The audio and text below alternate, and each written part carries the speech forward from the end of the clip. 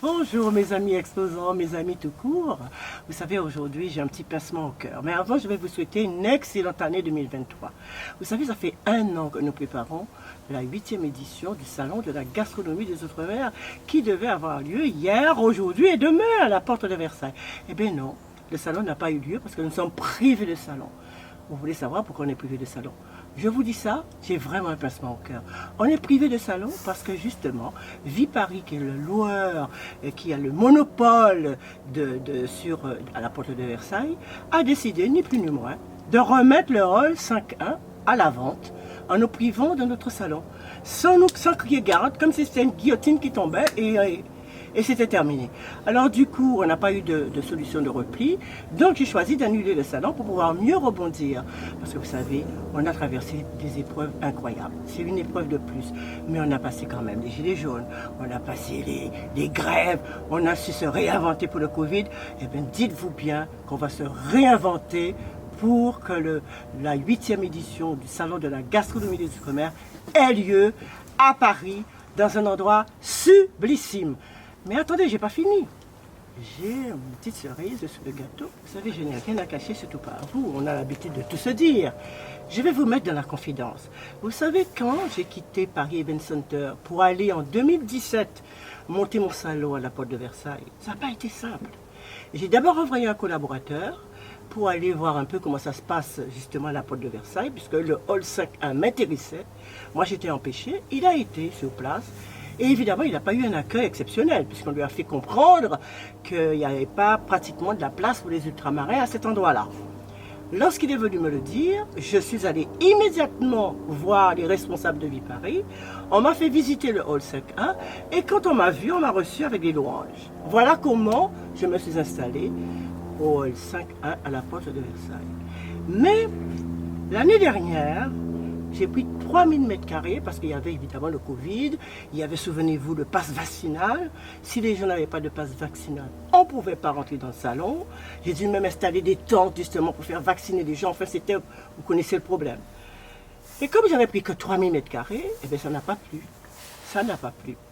Et lorsque j'ai fait le débrief après le salon avec les dirigeants de Viparis, on m'a fait nettement comprendre que peut-être que ma place serait dans le 17e, à Porte-Champéret. Évidemment, j'ai rigolé parce que vous savez bien que depuis 7 ans, je fais le salon à la porte de Versailles. Je ne pouvais pas décemment accepter de transporter ou alors de parquer mes outre-mer, non seulement dans les enclos des foires qui existent à la porte de Versailles, mais par justement à la porte de Champéret. Donc j'ai décidé de refuser.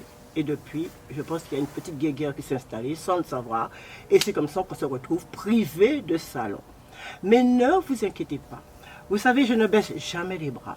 Je suis quelqu'un qui va de l'avant. Parce que les Outre-mer, pour moi, c'est mon pilier. Les Outre-mer, c'est moi, c'est mon ADN. Je ne vous laisserai jamais tomber. Et quoi qu'il arrive, je ferai face. Je vous réserve une petite surprise, pas à piquer des verres. Parce que non seulement que le salon se fera en 2023, mais dans un endroit exceptionnel. Et je m'arrangerai pour que vous ayez toutes les conditions nécessaires pour que vous soyez heureux. C'est l'emblème de cette année 2023. Soyez heureux. Il n'y a que ça de vrai. Vous savez que ce salon n'aurait jamais existé si je n'avais pas l'appui de Madame Anne Hidalgo qui, dès la première édition, est venue à m'écouter pour me soutenir. Elle a même, je me souviens très bien, lors de la première édition, il n'y avait pas de trottoir au niveau du métro. Elle a vite fait des travaux pour permettre justement aux poussettes de passer. C'est une femme qui aime les Outre-mer profondément. Et puis il y a Stéphane Layani. C'est un monsieur que j'apprécie beaucoup. C'est le président de Rungis, toujours à mes côtés. Mais vous savez que ce salon, je fais ce salon sans aucune aide. Les seules personnes qui m'ont donné une subvention jusqu'ici, c'était monsieur Ollier, le président de la métropole de Grand Paris. C'est la Caisse d'épargne. C'était l'ODA d'homme qui m'a coupé les vies, qui ne mène plus rien. Mais sinon, je suis obligé de me débrouiller par moi-même. Même, je me souviens, au mois d'août, j'ai envoyé un courrier à tous les présidents de régions des 9 territoires pour leur demander de soutenir Sagasdom. Parce que Sagasdom, c'est le seul salon à Paris dédié exclusivement aux Outre-mer. C'est le seul salon où les Outre-mer ne sont pas parqués dans des enclos comme on voit dans d'autres salons.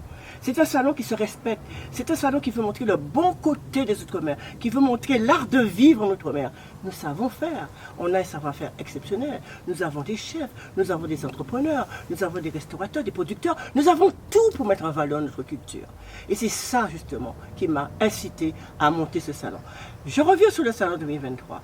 Quoi qu'il arrive, même si on nous a privés du hall 5 à la porte de Versailles, mais je peux vous dire que ce salon aura lieu. Aura lieu cet été, peut-être à l'automne, mais aura lieu en 2023, quoi qu'il arrive, parce que je ne baisse jamais les bras. Ils se sont trompés. Mais je vais quand même vous dire une chose.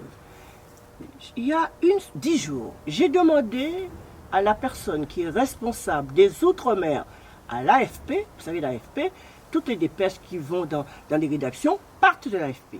J'ai envoyé un petit mot pour elle. Mon assistant, mon attaché de presse, a envoyé un petit présent pour être agréable, pour lui demander de passer le communiqué pour que l'ensemble des Outre-mer, l'ensemble des Français d'Outre-mer, l'ensemble des Parisiens soient au courant que le salon est annulé. Elle ne l'a pas fait. Elle ne l'a pas fait sous prétexte que c'est du réchauffé. Libre à elle de penser ce qu'elle veut, mais je pense que quand on est amené à s'occuper de l'outre-mer et qu'on est devant un problème aussi grave qui prive les outre-mer d'un salon qui est si attendu, eh bien, quoi qu'il arrive, on passe à la dépêche. Alors ça m'est resté sur l'estomac, vraiment. Ce qui m'intéresse, c'est comment on considère nos outre-mer. Est-ce que nos outre-mer ont le droit à la parole? Est-ce qu'un communiqué qui annonce l'annulation d'un salon si attendu, un salon emblématique qui représente les outre-mer, c'est une façon de ne pas le communiquer? C'est de la désinformation pour moi. Eh bien, je m'arrêterai là. Je n'irai pas plus loin. Mes chers amis, nous avons eu 8 ans de vie commune ensemble. Ben oui, on ne va pas se quitter comme ça, on est mariés depuis 8 ans. Ben oui, parce que c'est la 8e édition du salon.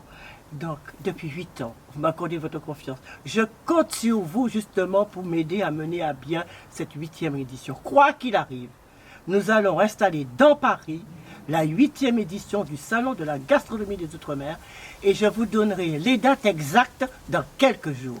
Alors, faites confiance à votre Babette. Je n'ai pas douté une seconde. Je n'ai pas douté une seconde de votre confort, de votre soutien. Alors je vous dis encore une excellente année 2023. Je suis avec vous, je vous aime et je vous dis à très très vite.